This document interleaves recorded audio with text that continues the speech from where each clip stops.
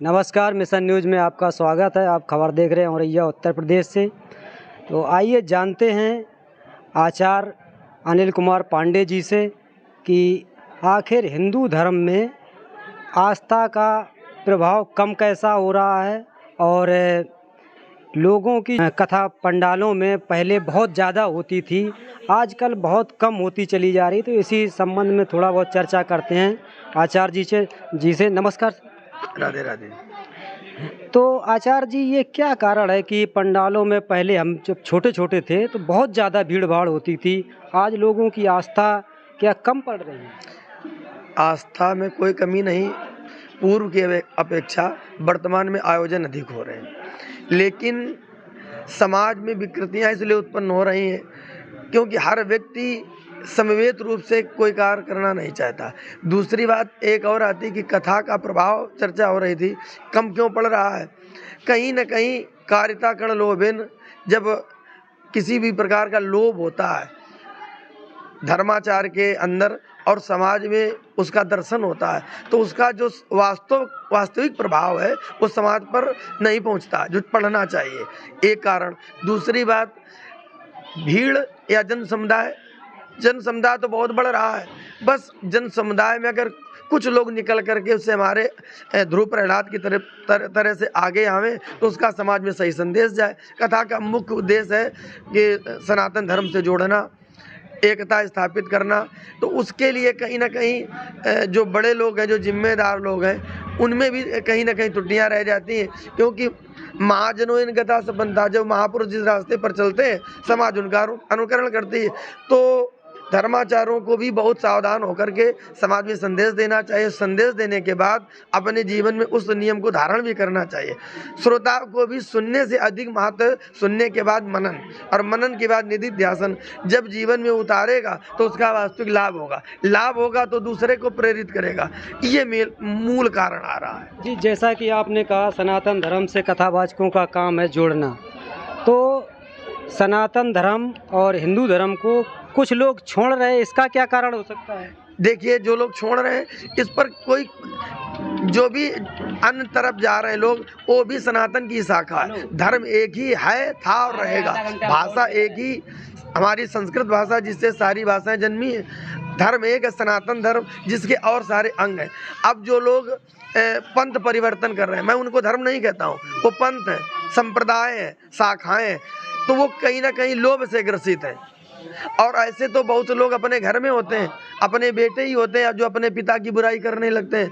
तो जब उनकी स्वार्थ सिद्धि नहीं होती, निजता का लाभ नहीं प्राप्त होता, तो हमारे विरोध में खड़े होते हैं। बस ये है, और कुछ नहीं। जैसा कि अभी हाल में एक प्रकरण सामने आया था दिल्ली का 5 अक्टूबर का, जिस पे बहुत ज़्यादा बवाल हुआ, और अभी ताज़ा खबरें आई हैं अयोध्या के जो महंत जी हैं उन्होंने कहा है कि जो राजेंद्र पाल गौतम का सर काट के ले आएगा उसको 50 लाख पुरस्कार दिया जाएगा। इसको आप किस तरह से देखिए, कभी भी किसी धर्माचार को विवादित किसी प्रकार का बयान नहीं देना चाहिए। हमारे पूज्य गोस्वामी बाबा ने लिखा है, पर हिंसा समान संसार में कोई पाप नहीं है, और हम अपने अनुयायियों को, अपने सनातन धर्मियों को हिंसा के लिए न उकसावें, ये हमारा धर्म है। अगर हम उकसाते हैं तो समाज में इससे क्या विद्रोह होगा और तनाव फैलेगा, फिर क्रांति बढ़ेगी। हम क्रांति के नहीं, अपितु हमारा सनातन धर्म शांति का प्रतीक रहा है। हमें शांति और प्रेम सौहार्द से ही एकता स्थापित करनी चाहिए। इस तरीके का संदेश नहीं देना चाहिए अपने अनुसार। तो उन्होंने ये जो संदेश दिया ये गलत दिया। देखो, हो सकता है उनका कोई निजी मामला हो, हम इसमें व्यक्तिगत किसी पर कोई टिप्पणी नहीं करते, लेकिन किसी सामूहिक रूप से मैं ये बात कहना चाहता हूँ कि कभी भी किसी को इस तरीके से खुले ऐलान नहीं करना चाहिए कि अमुक कार्य ऐसा करके लावे। हो सकता है जिस व्यक्ति ने कहा, हो सकता है उनका कोई व्यक्तिगत मामला हो। चलिए, तो हमारे साथ आचार्य अनिल कुमार पांडे जी थे। जिस जात में जन्म लिया बलिदान उसी पर हो जामे, कोई शक्ति हमें दो दया न दे, कर्तव्य मार्ग पर डट जामे। आज जो परिस्थितियां हैं,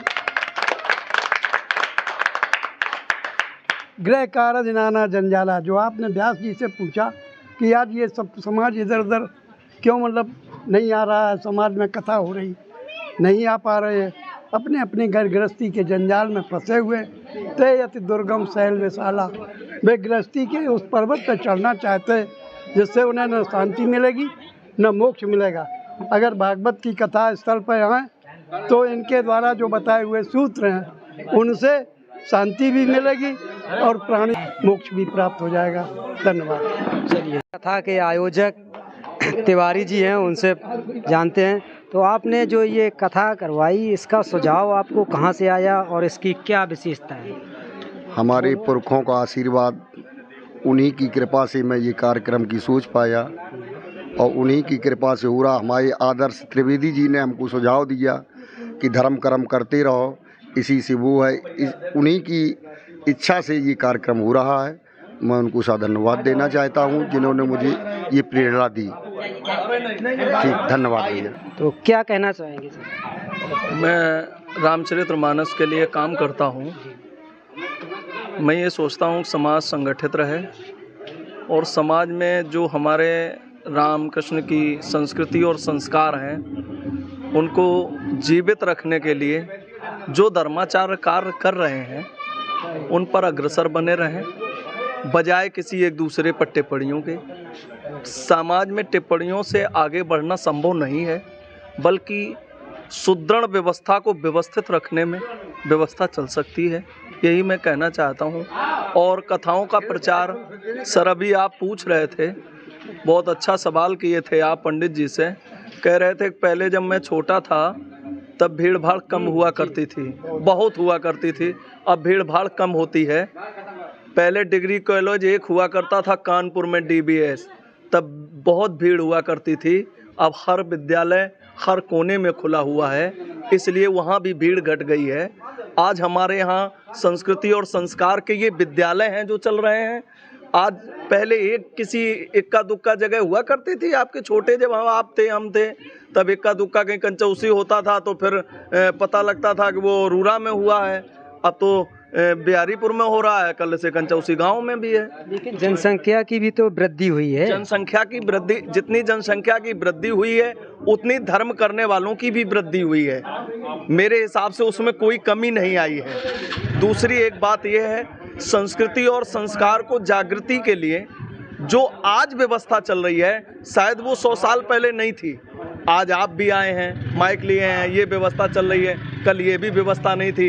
डाकिया आता था, अपना जो भी लिख के चला जाता था। पत्रकार आते थे, 2 बातें लिख लेते थे, लिखते कुछ और थे, छापते कुछ और थे। ठीक है, अब तो ऐसा है कि जो हम कहेंगे वही जाएगा। ठीक है ना।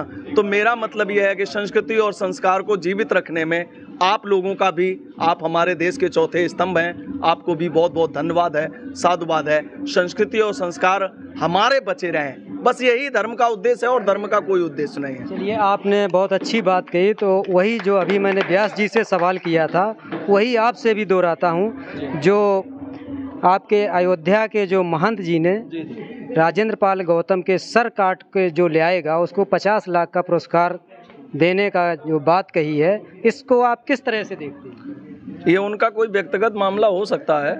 इससे मेरी इस पर टिप्पणी करने का दुस्साहस मैं नहीं कर सकता, क्योंकि मैं धर्माचार्य हूँ। धर्माचार्य ये दुस्साहस नहीं कर सकता। और मैं तो ये चाहता हूँ कि काटना, किसी को मारना हमारे यहाँ की रामचरितमानस की कोई संस्कृति नहीं है, न मुझे रामचरितमानस सिखाती है। इस पर मैं कोई टिप्पणी नहीं करना चाहता हूँ। ये उनका व्यक्तिगत मामला हो सकता है। पिता गरीब है और कभी कभी बेटी के विवाह में बाप को झूठ बोलना पड़ता, ससुराल वाले ताने मारते हैं, बहू सब कुछ बर्दाश्त करती है घर की, लेकिन अपने बाप अपने भाई के लिए अब तक बर्दाश्त नहीं कर सकती है। कहते हैं आबरू की कसम ससुराल की काली करतूतें बताऊंगी नहीं तो मेरा बाप कभी पूरा कर पाएगा नहीं, अब वो मेरे कारण दुखी हो जाएगा। इसलिए मैं कहता हूँ कि कोई बेटी खुद बर्दाश्त कर सकती है तो कहती बाबूजी मैं तुम्हारे घर में तुम्हारे घर की जूठन खा लूंगी, तुम्हारे घर में पोछा लगा दूंगी, तुम्हारी सेवा कर लूंगी, लेकिन मेरे भाई और मेरे पिताजी को कुछ मत कहना, मैं अपने बाप का सारा कर्ज चुका दूंगी। वो बेटियां हैं साहब, जो लोग दहेज के लोभी होते हैं उन्हें क्या मालूम तुम अपने घर में बेटी तो पैदा कर सकते हो, बेटा तो पैदा कर सकते हो, लेकिन तुम अपने घर में बहू पैदा नहीं कर सकते हो। तुम्हें बहू चाहिए कि पैसा पैदा कर सकते हो, लेकिन तुम बहू नहीं पैदा कर सकते हो। बहू कहती है पिताजी, लेकिन यहाँ भाव की बात है। आइए सभी लोग पधारेंगे और बड़े धूमधाम से। बधाई, आप लोग बैठ जाइए, खड़े होने को तो नहीं बोला गया, बैठ जाइए। सभी लोग अपने स्थान पर बैठ जाइए। अभी बांके बिहारी आ रहे हैं, उनके दर्शन करिए। बोलिए बांके बिहारी लाल की, नंद के आनंद भय भगवान की। पहले कन्हैया जी को आने दीजिए। अच्छा आप लोग आप बैठेंगे तो नहीं? कौन नहीं बैठेगा?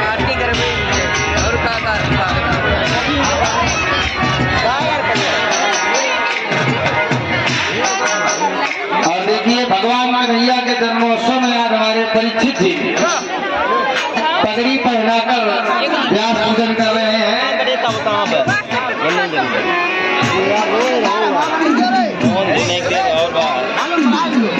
बोले बालकृष्ण भगवान की, बोले नंद नंदन की, यशोदा नंदन की।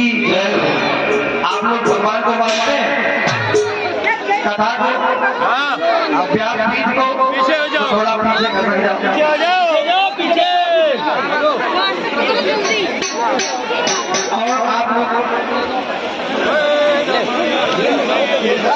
और आप लोगों से निवेदन है कि मुझे देखना का कितनी श्रद्धा है ना। अरब प्रति में हो रही जय जयकार।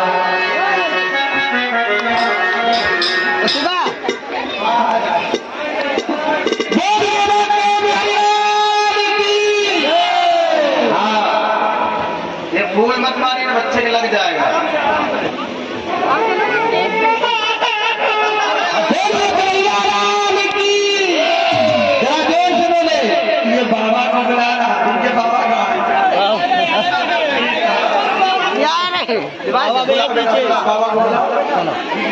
बाबा वो खड़े पीछे। बाबा नहीं, बड़े बाबा जी आ जाए, जल्दी आते थोड़ी जाएंगे। यारे दुग्गा जाओ, अरे चला दिए। बाबा नहीं बनवाता है, अब ये तो बड़ी व्यवस्था में है। बाबू जल्दी आइए। अगर आप सब लोग भगवान को चाहते हैं, तिलक लगाइए, कन्हैया गुरु का पूजन करा, तो आइए सब लोग बड़े मस्ती के साथ देखिए। बड़ा सौभाग्य इस बच्चे का कि आज से भगवान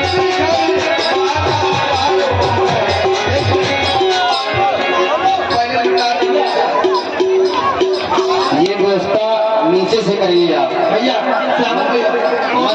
मंदिर के ऊपर से नहीं हो सकता, नीचे से करिए आप लोग। कार्यक्रम व्यवस्था आप लोग ही बनाए रखें। और अबीर उड़ाइए, अबीर नहीं उड़ाइए, अबीर लगाइए, सर उड़ाइए नहीं, इसको लगाइए। अब देखिए, अगर आप लोग भगवान को मानते हैं, आप लंबे ताली बजा के घूम गए कि लाल लाल चाय वो है,